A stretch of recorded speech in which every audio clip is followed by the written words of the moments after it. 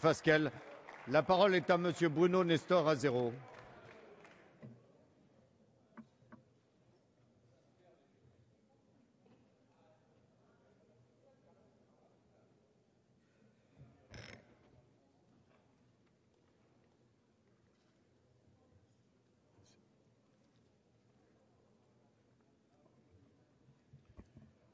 Madame la garde des Sceaux, Madame la ministre, Monsieur le Président, chers collègues,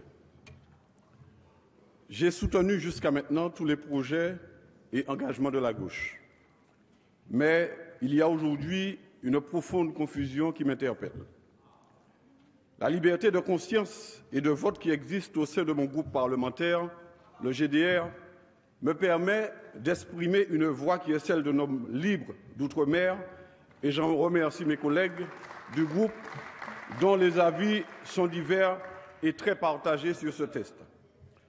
Outre-mer, en revanche, la quasi-totalité de notre population est opposée à ce projet qui bouscule toutes les coutumes, toutes les valeurs sur lesquelles reposent nos sociétés ultramarines. Cette voix doit être entendue et comprise, et nous devons exprimer cette opinion à notre électorat qui ne comprend pas ce qui se passe ici et maintenant. Le risque est en effet grand d'un profond désenchantement vis-à-vis de la politique du gouvernement, voire d'une cassure morale irrémédiable. Car ce texte ne donne pas une liberté supplémentaire, il fragilise le délicat édifice sur lequel se sont construites nos sociétés antillaises et guyanaises après l'abolition de l'esclavage. Il y a même, à mon sens, risque de rupture de pacte républicain qui nous lie depuis 2 siècles à la France. Cette question du mariage homosexuel appelle en effet de ma part des réflexions de fond. Il est nécessaire de distinguer la question de l'homosexualité et celle du mariage gay. Et la confondre, comme l'ont fait certains orateurs, n'est pas honnête. L'homosexualité est une pratique qui relève de la sphère privée. C'est une réalité qu'il faut prendre en compte et appelle des droits et une protection de vie privée pour ceux qui pratiquent. Le mariage gay et l'adoption pour les couples homosexuels relèvent, eux, de la sphère publique en ce qu'ils bouleversent la norme en vigueur en établissant une nouvelle norme en matière de famille, de filiation et de transmission patrimoniale. Sur ce chemin-là, précisément, nous ne pouvons pas suivre. Peut-on parler en effet de progrès et de nouvelles libertés? À l'origine, en établissant le mariage comme institution, la société a donné un cadre juridique à une donnée naturelle, l'union d'un homme et d'une femme en vue de procréation d'un enfant. Peut-il en être de même avec le mariage gay? À l'évidence, non.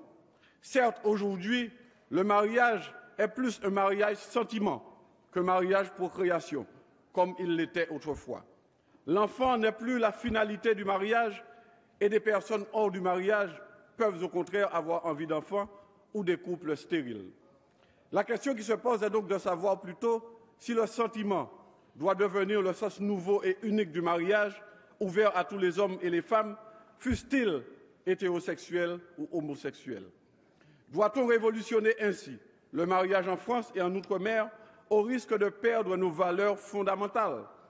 Allons-nous vers cette société où l'individualisme hédoniste remplacera nos vieilles doctrines personnalistes et socialistes fondées sur la solidarité, la liberté, l'égalité?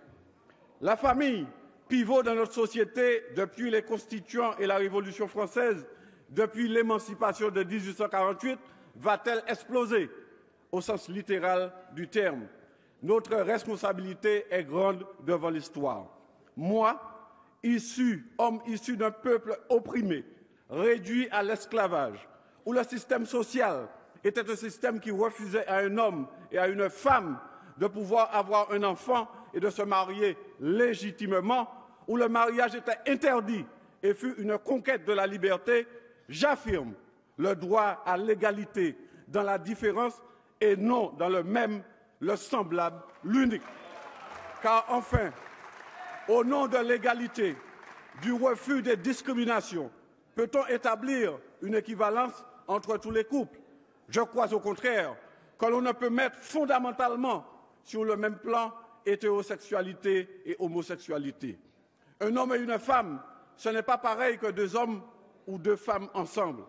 Établir une équivalence, une nouvelle égalité, une nouvelle norme, c'est nier la réalité. C'est rétablir une oppression en confondant genre, sexe et pratique. C'est un dictat de la pensée contre l'humanité vitale et les droits de l'homme et de la femme. Refuser cette différence naturelle, c'est refuser la différence sexuée. C'est déjà revenir sur l'oppression de la femme et de ses droits émancipés. C'est instaurer une nouvelle contrainte. Oui, car il sera interdit de faire la différence désormais entre un homme et une femme au risque d'être discriminatoire. Et l'enfant, puisque deux hommes ou deux femmes ne peuvent procréer, que va-t-on faire? Car pour procréer, il faut bien un homme et une femme. Donc, inéluctablement, il y aura recours à la procréation médicale assistée, car ce désir d'enfant est légitime. Mais ce n'est pas le droit qui refuse aux homosexuels d'avoir un enfant, c'est la nature. Alors, pour pallier ce problème de stérilité et d'incompatibilité, on aura recours à la PMA. Où est donc le progrès social? Où est la liberté nouvelle? Comment voulez-vous qu'un homme dont les ancêtres ont été vendus et chosifiés ne soit pas inquiété par cela? La gauche a le pouvoir dans cette Assemblée. Je suis un homme de gauche. C'est parce que je suis un homme de gauche que je préfère l'humain et l'humanisme à ce que sous-entend ce test. Alors, qu'un tiers des hommes et des femmes d'outre-mer est sous le seuil de pauvreté, que notre PIB est d'un quart inférieur à celui de l'Hexagone et que 60% des jeunes de moins de 25 ans sont toujours au chômage. N'y avait-il pas d'autre priorité? Que dirais-je à ce jeune Martiniquais qui, entré dans la délinquance, est sans travail, dont les parents sont aussi sans emploi et sans logement et qui n'a pas de quoi se nourrir, qui n'a pour seule alternative que de récidiver pour pouvoir être reconduit en prison pour avoir enfin un toit et à manger?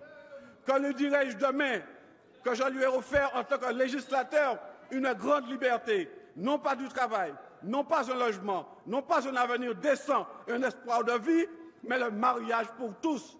À mon grand regret, mais avec ma conviction d'homme engagé et libre de gauche, je ne voterai pas ce projet qui est attentatoire aux libertés et ne répond pas aux aspirations profondes du peuple, en particulier en Outre-mer. Je vous remercie.